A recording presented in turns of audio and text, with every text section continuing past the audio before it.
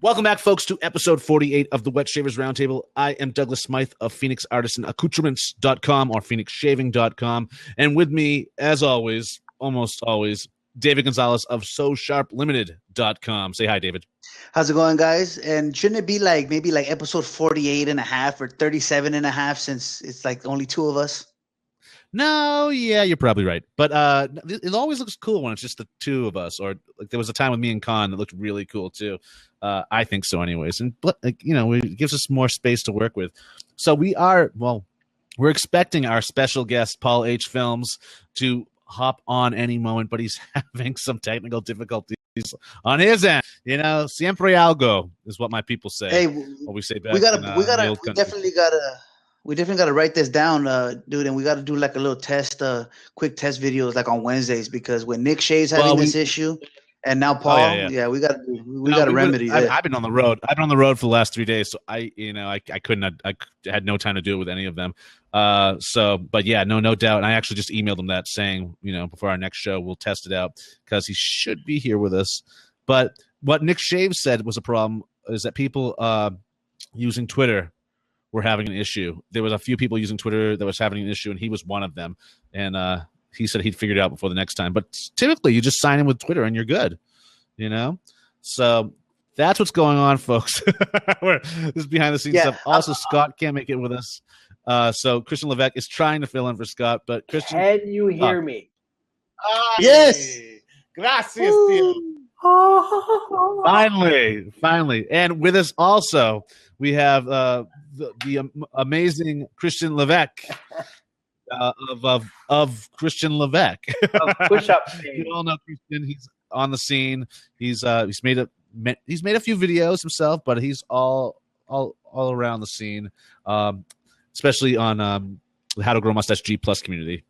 So what's shaking, Christian? My left arm is about to fall off. I think today's 22 push-up challenge really did a job on a tendon on my shoulder. So we'll see tomorrow how I survive.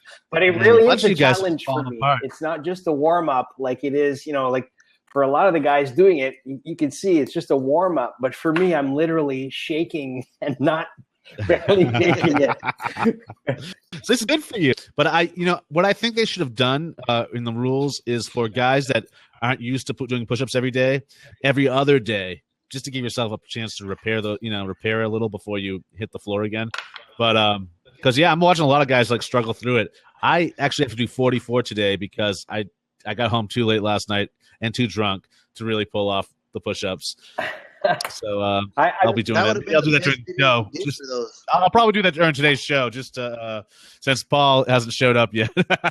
if you go to the 22kill.com website, they tell you can do one push-up or you can do 100, and it's all a matter of how much you can. They just chose 22 because the organization is looking to raise awareness. And their goal is to have 22 million push-ups done. So no matter how many you contribute, it's good. The goal is 22 a day, but if you only do 2 a day, then, you do it for 22 days. It's 44 push-ups contributed towards 22 million. So I think they're close to $5 million push-ups done already. So they're almost at a quarter of the way through. Yeah.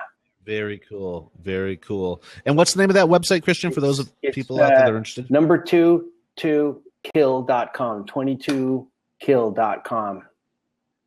So check that out, folks, if you want to get involved in the 22 push-up challenge, which I know I'm involved in, Christian's involved in. David just smoking cigars, sitting on his butt. No, I actually wanted to get involved with it, but I have something going on with my right shoulder, bro. It feels like there's have you ever had sand in your shoe? It feels like I feel that feeling in my arm when I move it up and down, dude. It's really not a good situation. I don't know what the hell is wrong with my shoulder, but it feels bone spur. Like I'm moving up and down like this. You could almost if you're rubbing sand in between your fingers like this, and the cheap playground sand, not like the beach sand, but the playground sand that looks like it has little rocks. That's how it feels. Right. Dude. So gravel. Yeah, like gravelish feeling. So it's an ugly feeling. So when I do too much with it, the pain radiates through my arm. So it's like, well, shit, I better go get that checked out. Yeah, you should get that checked out. I know Andrew Well- Sakari on G Plus is doing some push-ups, and Jason Redman also.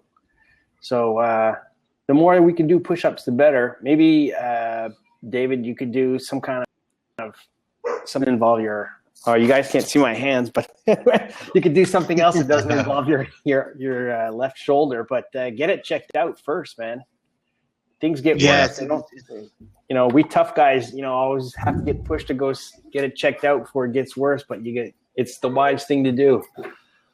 So true. I know. True. And as I'm getting older, I discover shit doesn't heal up like it used to. I never had an injury in my life until after like the age of like 25. So. Oh, jeez, man. Well, there's also something else I'd like to bring up is our friend and fellow wet shaver, Rob Frank, is currently in intensive care unit. He financially they need some help, folks, and to contribute to that, please visit 4 Rob Frank, and it's Frank with an E.com.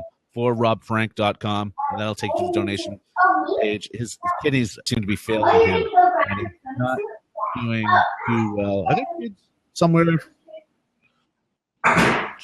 Okay. But yeah, he's not doing that well, and so we're sending good vibes, prayers, and whatever we can afford, and nothing is too little. So again, that website is 4robfrank.com. Check it out, and if you're interested in finding out more or hearing updates on his condition, please join the Friends of Rob Frank Facebook page.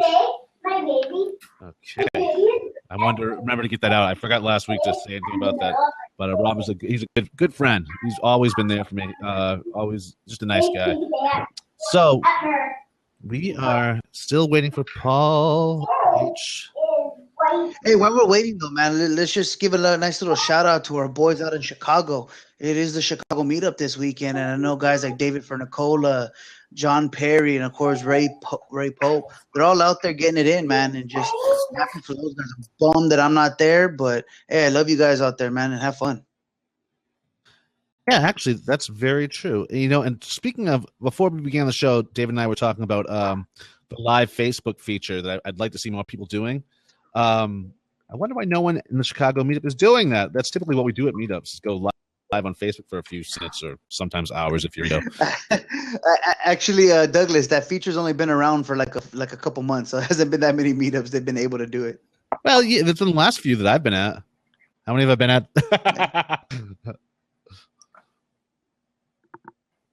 Okay, I'm telling John Perry that we're live. But they're all on the scene, I believe, at Q Brothers.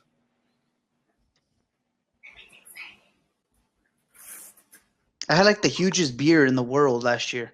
The beer that I drank over there at some German one, it's gigantic. Oh yeah, you use that picture in the credits when you do the edited version of this, and yeah, that beer was awesome. Yeah, you see the confused look on David's face, like I'm supposed to drink this. So okay, this is episode 48. We're gonna make do with what we got here, which is the three of us. So if there's anything you guys would like to feature this week, I know this is like an old school. I don't know if you were here with us, David. We started doing this again, but we've been doing like shaves of the week or products of the week, and just featuring them. So if you have anything near you, hold it up now. Actually, I'll start while you guys scamper for something. I just picked this up yesterday at an antique shop for, can you see the price? The lighting isn't good to see it, but didn't you get it for like $12 or $12. Says that's awesome. $12, bastard. 1955, but they're wrong.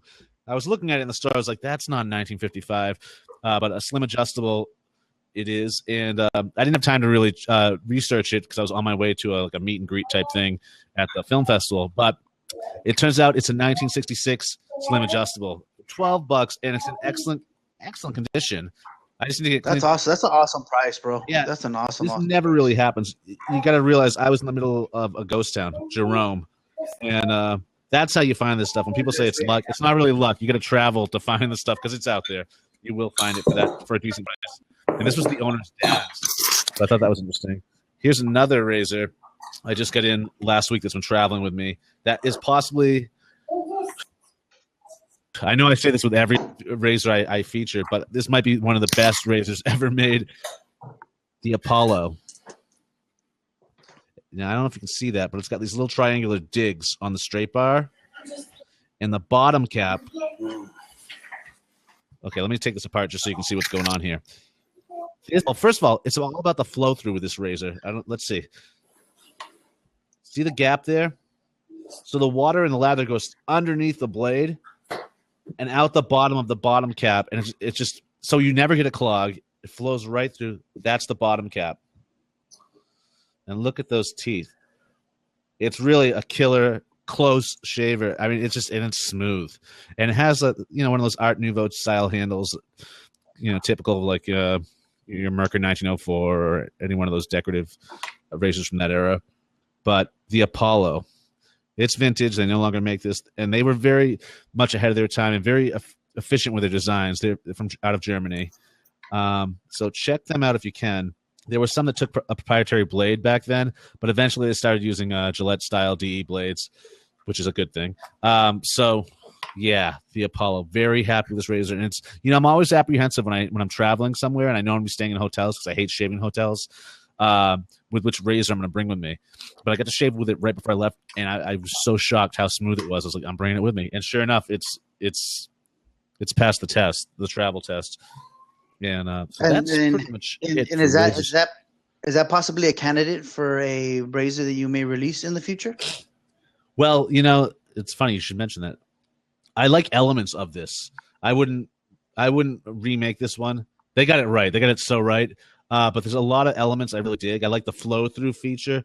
Like can you see that? Like if I put a piece of paper behind this, can you see it? You can see right through there. See that gap? It's just so much space. It's awesome. First I was looking at it, I was going, I don't know. But so there's elements of this that I would like to borrow or just expand upon. And who knows, we might see that. Any other razor maker right now watching this might might cut me to the mark, but I'm really excited about this. The head is pot metal, I believe. I'm almost certain it is, and I know that scares some people off. I don't know why, but considering most of these people were using cartridge razors 2 years prior, but this has lasted since. I mean, I'm pretty sure it's from the 20s. So great razor, Apollo. That's a beautiful razor, and I love multifaceted handles now. Ever since I tried a Schick injector, the four sides. I love holding my razor just like this and letting it fall. I know I have a good grip. It's ribbed, and I know I have a good grip, and I just let it go, and it's awesome. Yeah, no, that is awesome. I'm trying to remember which one that is. Is it Bakelite or is it plastic? It feels hard enough to be Bakelite. Like I can't seem to scratch it with my nail, so it looks like it's hard enough. I have one of those. I just have never. I don't think I've ever used it. I do have one in my collection though. And, so I have asked this before, and I'm sorry for cutting you off there, Douglas. But what is the difference between plastic and Bakelite? Well, I'm just reading a comment from somebody on YouTube right now. The difference between plastic and Bakelite came first, and Bakelite really, most people assume the name has something to do with the process it takes to make it, like you're baking plastic, and that's actually not the case at all. It's named after the guy who invented it, Bakelite. It's a bastardization of his name, though. It's something like that. You have to Google that to figure out what it was. I read this a while back, but it's the predecessor to plastic. It's polymer that he came up with that he could harden and use in place of metal or wood for radio shells, for light bulbs especially because it's non-conductive. So it was great for the casings around light bulbs, and they still. If you've ever seen like those light sockets with the pull string and the plug outlets that you can screw into yours, those are typically made out of Bakelite. Sunglasses are still made out of Bakelite, a lot of them anyways, especially like the turtle like pattern. The tortoiseshell ones? Tortoiseshell, yes. And a way to tell if you have something that's Bakelite is if you scratch it, there's a coating underneath that's different. It looks different than the material on the outer material. Whereas plastic, if you scratch it, you can't tell. I mean, you may see a scratch, but it's the same material underneath. So that's one way to tell whether you have Bakelite or plastic. Not that you want to really test that theory out on anything that's vintage, but yeah. So that's the difference. And yeah, Bakelite. Another thing about Bakelite is it's not as malleable as plastic, so it can like who's that? John Perry, baby. I recognize cool. that. So I Facebooked Nicole in, and so Bakelite is a little more delicate than plastic. It's a lot more delicate than plastic. So okay, we got John Perry on the scene at the Chicago meetup, folks. Let's welcome John Perry to the show, everybody. What's going on, guys? What's up, John? Dude, it's how's Chicago? I could have sweat my hind end off back at San Antonio instead of coming up to Chicago. It's a little warm up here. Really?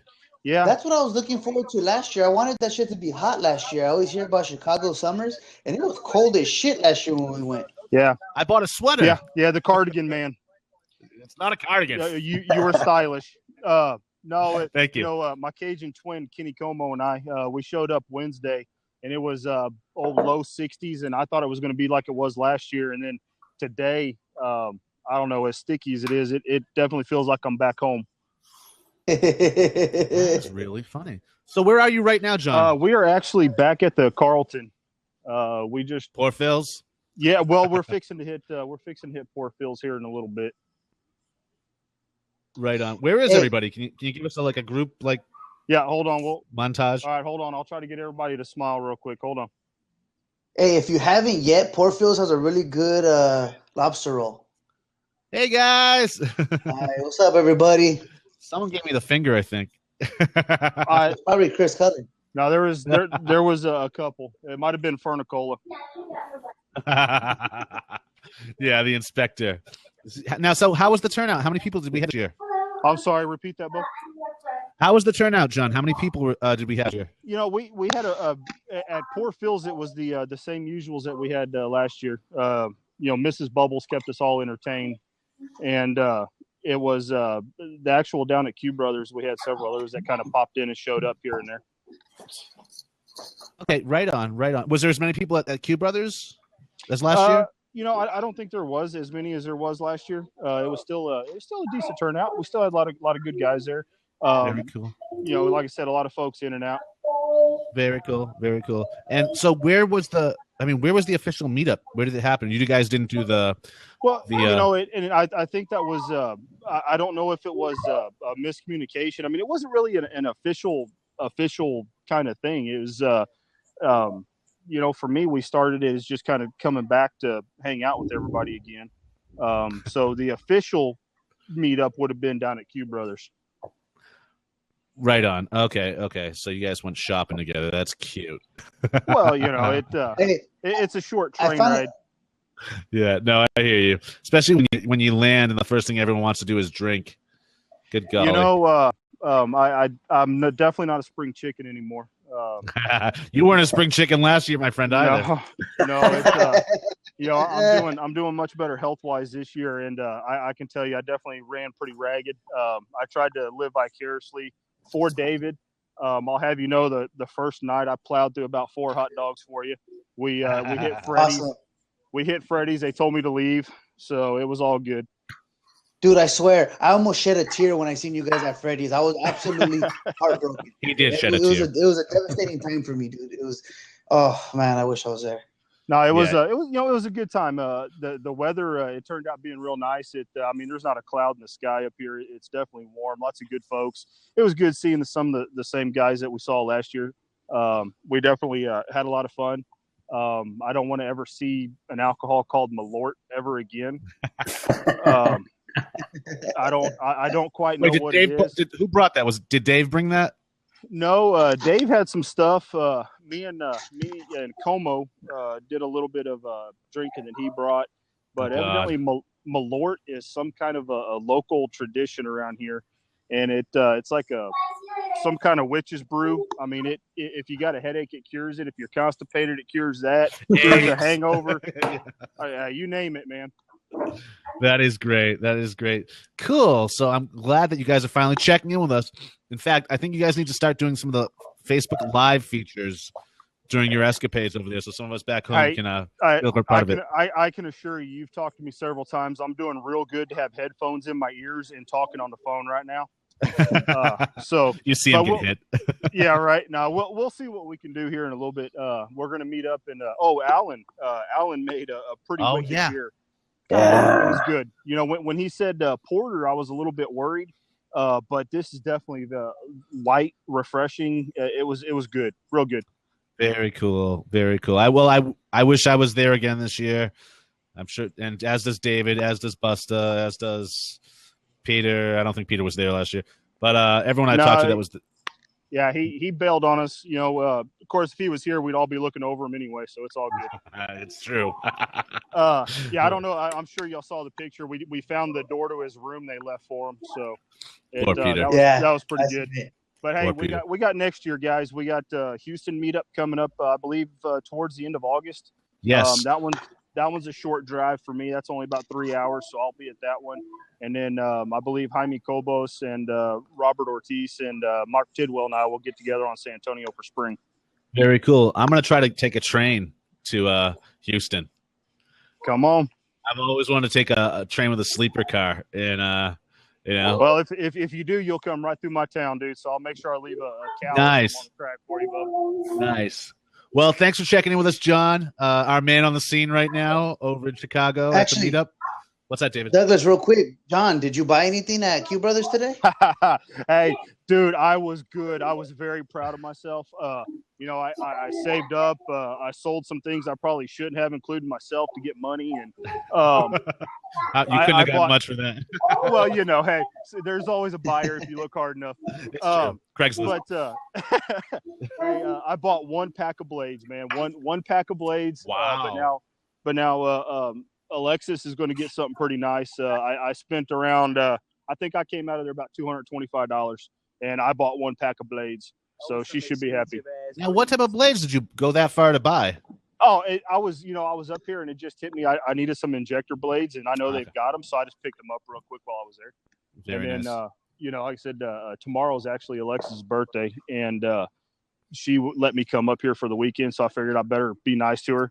And so I'm going to take her something back that Mrs. Bubbles helped me pick out. Very cool. Very cool. Damn right. There you go. Smart man there. Smart man. Excellent. Yeah, I get it right once in a while.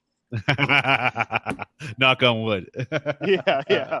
Right on. Well, you know, tell all the guys we say hi and we wish we were there doing a live roundtable with all of them at Poor Phil's. God knows I love Poor Phil's. And, you know, it's a short walk back to your room, too. We're a bunch of lazy fat guys these days, it seems. And God bless all of you. Hey, talk to you later. Hey, go live on Facebook for us later on. We'll all be checking in. We'll definitely see what we can do, guys. Y'all have a good one. Awesome. Take care. Yeah. Ciao. All right. Bye-bye. Hey, boot me so I. Okay. Well, that's good. Good. I'm glad we got in touch with him. And, you know, and that goes for anybody in the gallery, guys. If you ever are at a meetup while the show is going live, call in. We want to know and hear all about it. And for those of you who have never attended a meetup, the Chicago meetup is pretty hip. It's oh, look who's toyed with our emotions. Everybody, Paul H. Films. Oh no, it's John Ostermiller. So now I need to have a British accent, huh? I've been going back and forth via email with Paul, and it doesn't look like he's going to make it on this one, which stinks. The poor guy probably waited up to do this, and he can't figure it out. So we're going to take a rain check on Paul. So I'm sorry for those of you from the UK tuning in for this episode. And it's been a hell of an episode. But back to Chicago really quick. So Chicago last year was me, David, Busta, the Inspector, which is David Fornicola, Ray. I mean, there was so many of the classic wet shaving guys. Classic, you know, going back like 2 years. But on the scene there, and it wasn't like your one-day meetup. It was like a week-long meetup, which seems to be what's happening right now. Again, people would show up in different, you know, droves and numbers. It was kind of like Michael Jackson's, was it Beat It? When the gangs are like walking through the street and they keep getting bigger and bigger. That's how it was last year. And but we did have one place of convergence. We went to Q Brothers, and right next door was this was it Russian, David? German. German, yeah, right. German beer house that we booked for the occasion too. So like that day was like the meetup. This year it sounds like they've lost a little focus, but I can tell you it wasn't much focus going on last year either. We were very drunk. So welcome back to the Clean Shaver, Scott Ostermiller. Scott, what's going on? Why are you here? You felt bad, didn't you? I did. Well, I was sitting there like driving home. I had my kids in the back seat, and I'm like, oh crap! I never heard if we got Christian to fill in, and so I was like, shoot, what's going to happen? So I felt really bad and leaving you guys high and dry. So I wanted to check in, but looks like things worked out. Ray Pope is trying to call me on Facebook. Oh yeah? Is he trying to call anyone else? No, none of us are important enough. No. All right, go on, Scott. To answer Danish Wet Shaver, no, I have not cleaned up the den yet, as you can see. It's in the same state that I left it just a little while ago. So that probably won't happen for a while, unfortunately. But yeah, I guess other things that are new. He's calling me. He's going to bump us offline if he keeps doing it. Oh. So somewhat exciting but frustrating news at the same time. So there's a new Rocknell single edge razor that's coming out, the SE50. It uses the Artist Club blades. And I have one. It's supposed to be here, but I got a text notification from USPS this morning that they tried to deliver it, but then I wasn't home. And so that sucks. That's devastating right there. Well, it was like 15 minutes after I left the house. I'm like, you've got to be kidding me. I thought the Rocknell was out of stock. So the Rocknell SE, the original one, the one that uses the half DE blades, it's they decided to sell it through a second or through a vendor of some sort over there because they were having so much trouble doing manufacturing themselves and then trying to do sales at the same time. So they just decided to let somebody else handle the sales. And then so they've redesigned, or they have this new design with the Feather Artist or the Artist Club blades, and that one it's actually really cool looking. So you put the blade on the base plate and then you slide the top plate in, and it locks it in place. And how does it lock into place? Because I would think, if you turn it a certain way, will that top fall off, or no? Is there a locking mechanism? The thread actually goes up through the bottom, mm-hmm. and goes through the bottom cap and into the top. So the screw is actually part of the handle. It comes out of either side, so you can leave it if you wanted to, and you can swap out the handle. But it's just a set screw that goes through the base plate and into the top cap and holds everything in place. Very nice. I'm looking forward to trying it. Hopefully, I'm bummed that you don't have it, because I would love to see that on camera. I was really excited to. Like, I got the text like early this morning that it had gotten into town. I was like, oh, cool, I'm going to get it today. And then, nope.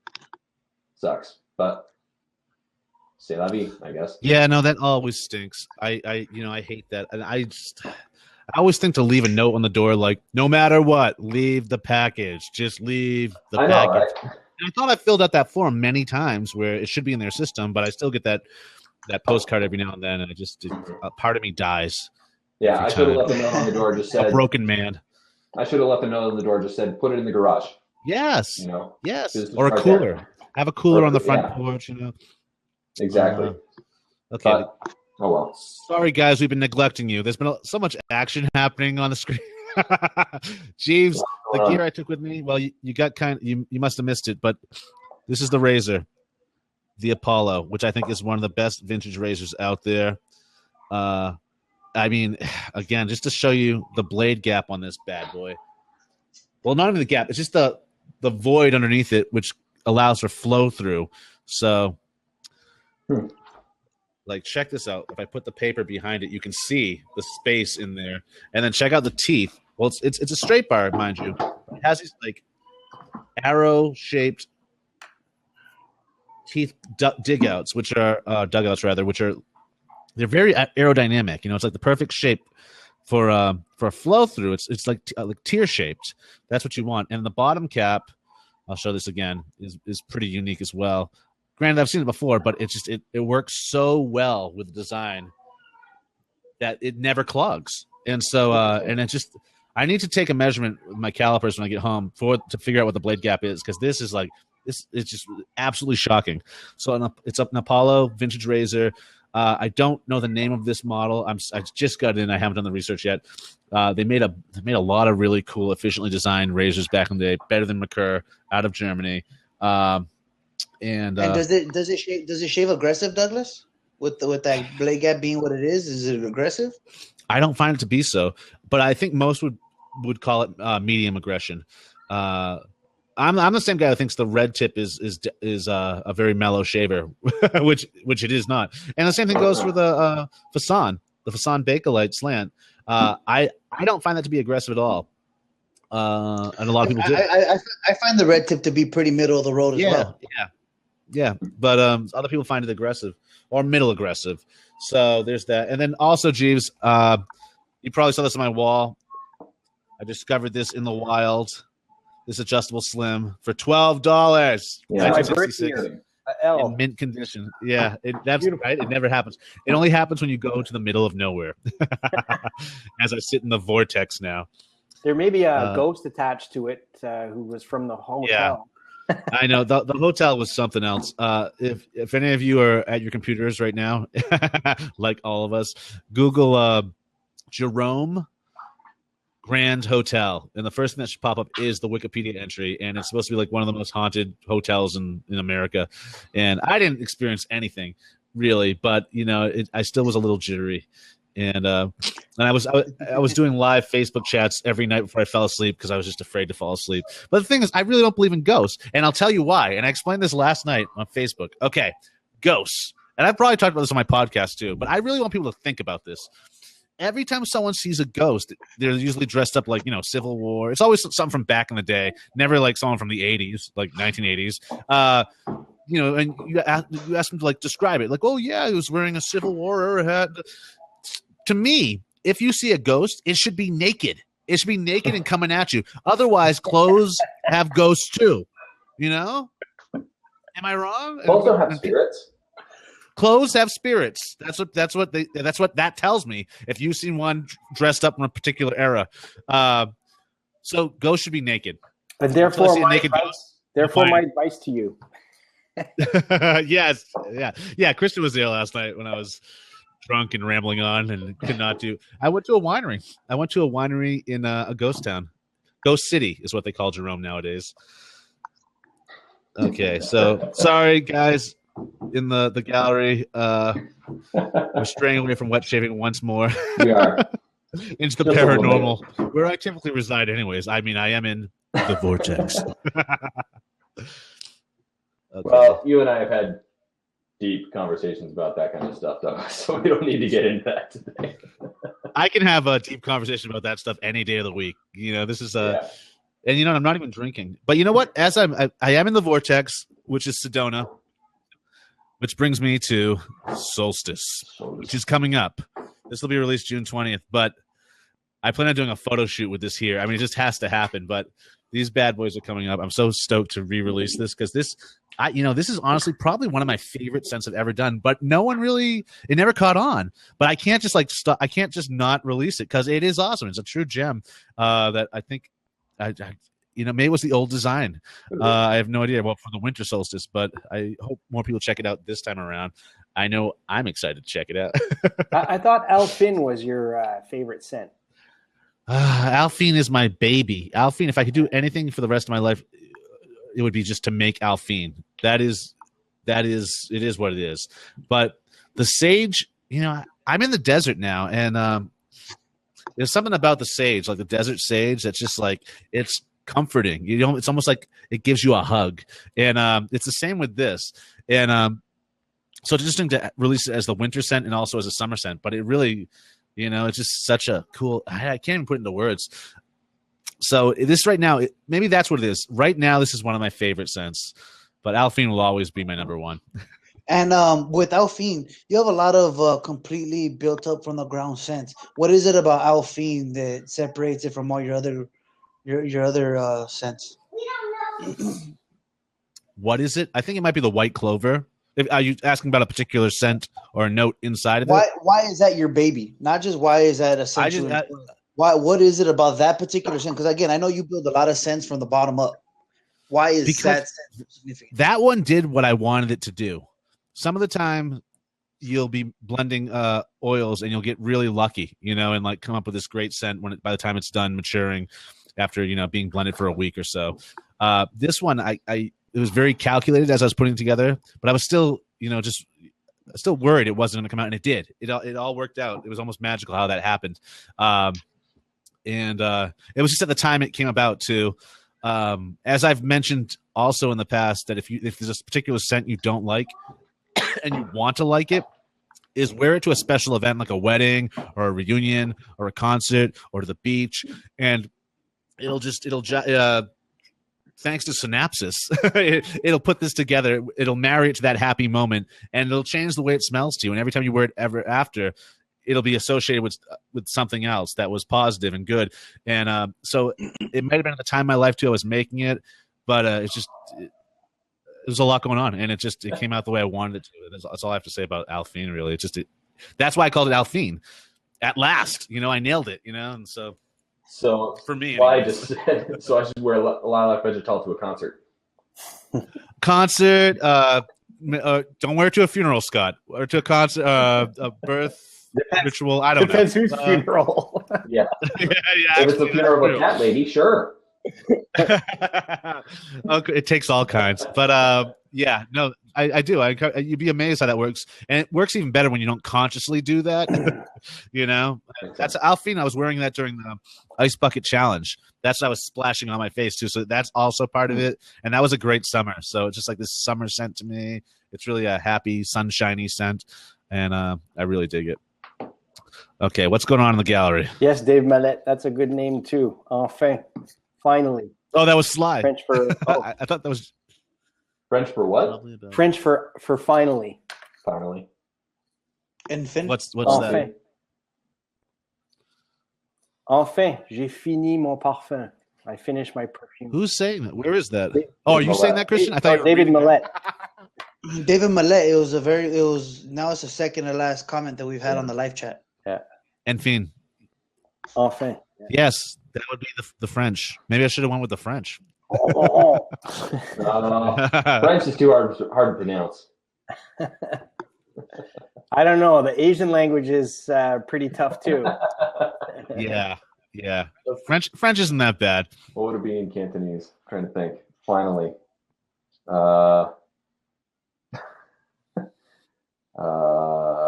I can't think of it. You have to look that up. Oh, that's right. Scott speaks. Yeah. Cantonese and Mandarin. Yeah. Well, let's see. So you speak orange. Yeah.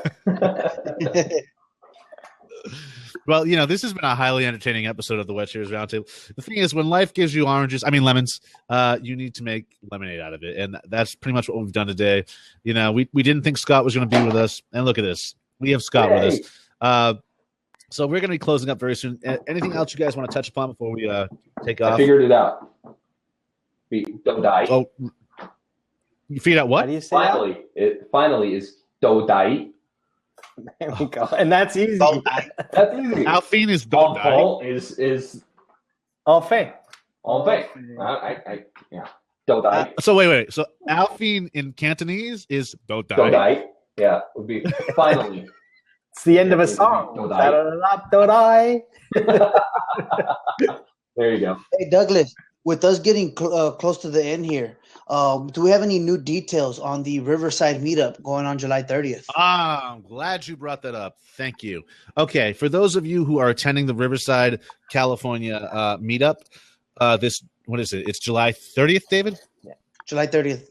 July 30th. If you're interested in getting the limited edition soap and aftershave for the event, time is running out. We're doing pre-sales for that just so we don't overmake any, because it's kind of an expensive one to make. To buy that or to sign up for the pre-sale, you need to go to localgentco.com and or is it localgentshavingco.com? It's local gen. You can figure it out. But that's where the aftershave, the soap is being sold. And I believe Nathan Clark is making 10 limited edition brushes too, if you're also interested in that. So that come with the cutoff date razor.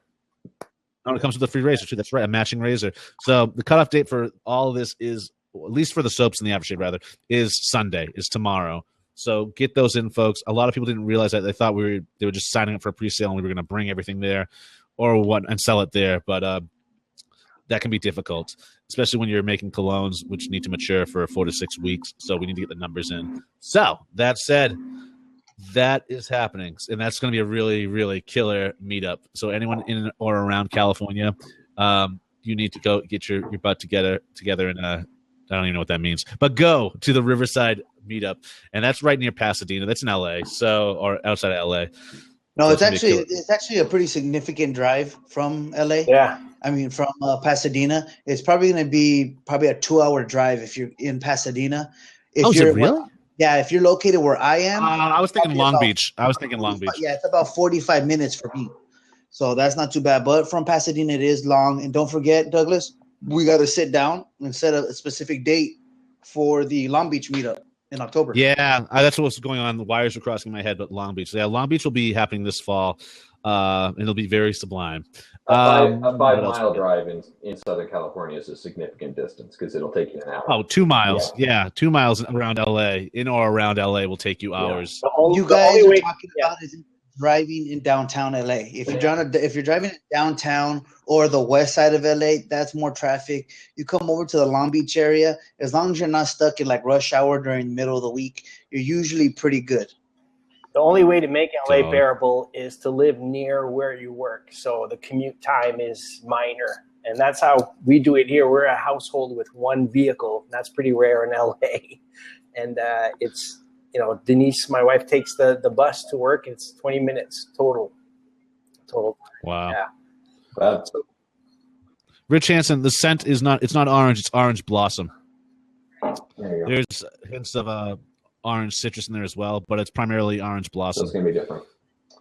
It's going to be different. It's going to be akin to neroli, but it stands on its own. And anyone living or around orange trees will recognize the scent immediately. Yeah. Abraham Valella, I think is how you say his last name. He's asking, anybody have any info on the Heart of Shaving video? I was actually talking to Matt Prosarsik about it just a few days ago, asking what's going on with it, and he said that they're working on the music or something for it. That they're having trouble getting the music coordinated. I think it might be some copyright issues or something like that for it. But that's what's holding it up. Is like he said, all the video editing is done. It's just the music. Yeah, he told me it was a sound issue. Like someone was working on the sound. Maybe that's what it was. Like it's kind of like when you record an album, you have to get it mastered, so everything's leveled the same. There's nothing spiking or dropping out, and it's the same thing. Typically, well, it's the same thing with a film. Like the sound needs to be mastered. Yeah. So that's what I understood it to be. But if it's a copyright issue, I don't know why they didn't think about that before they. He didn't actually say copyright. That was assumed by me. Okay. So. Okay. Yeah, I think it's actually sound they're working on. But so I've actually pushed it out of my mind right now because I was so amped for it to come out last week, and nope. So it's coming though. It's coming, and when it hits, it's going to be awesome. And hopefully, I'm going to be able to get it into the film festival, the Jerome Film Festival next year. So we're trying to bring wet shaving to the masses. Oh yeah, slowly but surely. That'd be super cool. And speaking of film festivals, you traveled on behalf of Ryan Stephen Green for Hollywood Shorties, and last night it premiered at the Chinese Theater here in Hollywood, and my family went, and Brent and Leah went, and we had dinner with Brent and Leah right after the film. It's a great film. It really is. It's a beautiful, beautiful story. And I really like how the narrative and how the whole how Ryan explained everything. It was touching. It was really touching, and made you appreciate a lot of good things and how humanity really is good. So I enjoyed it quite a bit. Yes. No, I'm glad you brought that up because during the question and answer part of the segment of the movie yesterday, as it featured here in Jerome, someone asked something about the documentary and and what they're probably saying is, or what I figured out they were trying to say is what every documentary should be about is the human experience. Mhm. It doesn't matter what it's about. It could be about furries. But as long as a good documentary should tell the human experience, and that's how you connect with it, no matter what it's about. And that's truly what Hollywood Shorties does. It definitely achieves that. That's just all.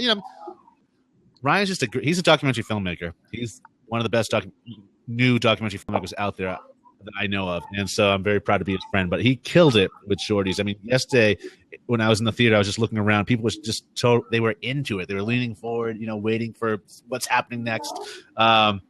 And it's all these actors that we grew up with all these guys. We had no idea unless you were in California. You don't know about the Hollywood Shorties, and even people that were in California didn't know about the Hollywood Shorties. So it's a story it's needed to be told for a long, long time, and it probably never would have happened if it wasn't for Ryan. That's true. Because it was all the material sat in some boxes in a closet. Archives, yeah. And it was the most difficult thing was finding all that archival footage and whatnot. And it was all coming like serendipitous, like to Ryan up until the last minute, but not bad it took about 3 years from the first take till now to get it out and about and out there and done. And yeah, it's awesome. It's impressive. And now he's looking for, I think he has 11 distributors that are interested in carrying the film. That's the dream, man. That's awesome. Yeah. So it's about picking the right one to go with, and sooner or later, hopefully it'll be in theaters or it'll be distributed some other way. But I mean, hopefully some indie theaters will pick it up. Hopefully it gets bigger. Hopefully HBO picks it up. Yeah. Netflix, baby. Let's do it on Netflix. Netflix is where films go to die. Yeah, there's tons of platforms. And Netflix and those streaming platforms are usually the last resort because they don't pay so much because those companies' revenues are already set. They don't care what they're playing in a sense. Exactly. And especially when people look for to have a monopoly, or not a monopoly, but exclusivity. So it will end up in streaming, but the question is for now, and see where else it can go to help pay back all the work that was put into it. A lot of work gets put into a film. So when Razor Emporium's The Heart of Shaving, if there's a delay, it's not surprising, because making a film is a crazy enterprise. Anyone who knew what was involved and that gets started and gets doing it knows that they're going to get their head beat in quite a few times before the film is out and seen by us. You need a good lawyer. You need a good lawyer. I have one lawyer here chasing me around because I have my badge that says filmmaker on it. I'm always like, Ryan hooks me up with these badges, so people think I'm a filmmaker. And so I got this one lawyer, and I can BS with the rest of them at these little parties they have, and that's what I was doing last night. So this guy wants to be my entertainment lawyer. But that said, if any of you are interested in, if you're not familiar with Ryan Stephen Green's work, Ryan Stephen Green is also my co-host of the Moustache and Blade podcast. But you can check him out the commercial that him and I did together. Well, I was a co-producer of it, but that can be found at It's called wetshaving.com. It's called wetshaving.com. And the commercial is called Heirloom. And it's pretty much not a commercial for any products or anything like that. It's just a commercial. Wet shaving.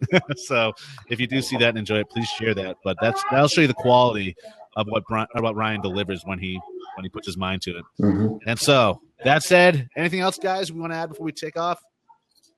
I think so. We're good, huh? Okay, so again, sorry about Paul H. not being here. I'm working on it, Danish Wet Shaver. I'm working on it. He and I were emailing during this episode, so we're going to make it happen. Of course, we're going to make it happen. Paul needs to be here. I'm really bummed that he's not, because I made that flyer so long ago. I thought I was on top of my game. But next time. So thanks for tuning in, folks. This has been episode 48, the Lemonade episode of the Wet Shavers Roundtable. We'll be back next week with episode number 49 of the Wet Shavers Roundtable, and we're getting very close to our 1 year anniversary and our 50th show. So if there's anyone you'd like to see on our show or whatnot, please contact one of us through Facebook or through any one of our channels. I'm Douglas Smythe. You can contact me or check me out at phoenixshaving.com. You have David Gonzalez. You can check him out at any one of his social media channels or at SoSharpLimited.com. We all have our contact forms on our pages. And then you have Scott, the Clean Shaver, Ostermiller. You can find him at thecleanshaver.com. Yep. And then you have Christian Levesque. You can find Christian. You can find him on the How to Grow Mustache G+.com community or on Facebook. And so any one of the nights of the Wet Shavers Roundtable, contact and let us know. We're always interested in giving you people what you want to see, and because we can't think of it all. So we'll see you next week. Until then, shave on. Shave it up, everybody.